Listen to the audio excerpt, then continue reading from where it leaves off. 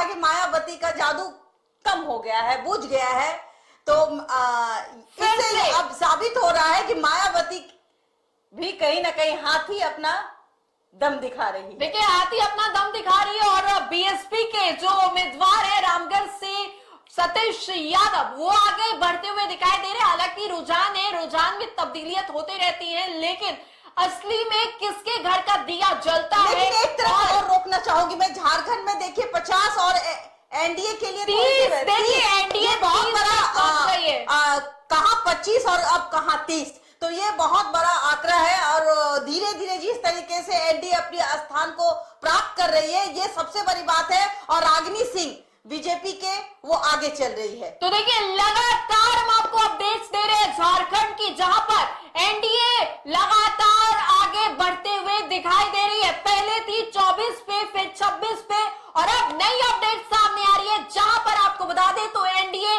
30 पर पहुंच गई। अब मुकाबला 50 और 30 का है। आपको रोकना चाहूंगी कि गोपाल कृष्ण पारत है, वो पीछे चल रहे हैं जेडीयू से। सबसे बड़ी बात है कि जेडीयू जो झारखंड में ये कह रही थी कि सरकार तो हमारी बनेगी जी, हालांकि सब पार्टियां दावा कर रही में भी यही आंकड़ा नजर आ रहा था कि कहीं ना कहीं जो सरकार है वो बीजेपी की बनने जा रही है, एनडीए की बनने जा रही है। तो आपको क्या लगता है कि ये जो आंकड़ा अब फिर कम होते हुए दिखाई पड़ रही है? ये जो नुक्का छिपी का खेल बचपन में हुआ करता था, वो आज आप परिणाम के तौर पर देख रही हैं।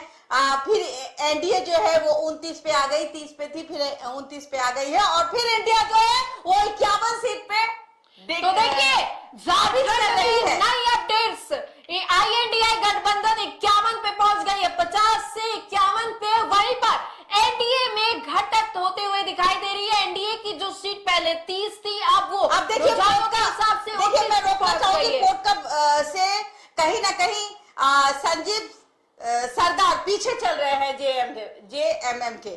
जी, सबसे बड़ी बात है, देखिए कि कहां मैं जिस वोट की बात कर रही हूं, जिस ताकत की बात कर रही हूं, जिस हनुमान की बात कर रही हूं, चतरा विधानसभा की बात कर रही हूं, चतरा विधानसभा में कहां चूक रह गई चिराग पासवान की, और कहां क्या कैंडिडेट में कोई कमी थी?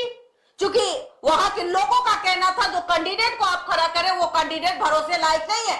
शायद इसी के वजह से इतना प्रचार करने के बावजूद चिराग पासवान पीछे रह जाते हैं। तो देखिए, इमामगंज की बात कर ले तो इमामगंज में जीतन राम मांझी की जो बहू है वो पीछे चल रही है। अब ऐसे में नाक की लड़ाई बन गई है। देखिए, अपडेट्स दे रहे रांची से बड़ी खबर, रक्षा राज्य मंत्री जो है बीजेपी कार्यालय पहुंच गए। अभी से जो धूम धड़ाके बैंड बाजे के साथ वहां पर जीत की तैयारी जो है वो देखी जा रही है। लगातार हम आपको अपडेट्स दे रहे हैं। इमामगंज में दीपा मांझी जो है वो अब आगे चल रही है। देखिए दीपा मांझी, और तो देखिए हम लगातार खबर दे रहे हैं और लगातार हम खबर बता रहे हैं और अपडेट के साथ मैं जुड़ा हूं। मैंने कहा था कि मैं अपडेट के साथ जुड़ूंगा और अपडेट ये है कि दीपा मांझी कुछ वोटों से आगे हो गई है। जी हाँ, इमामगंज से दीपा मांझी कुछ वोटों से आगे हो गई है।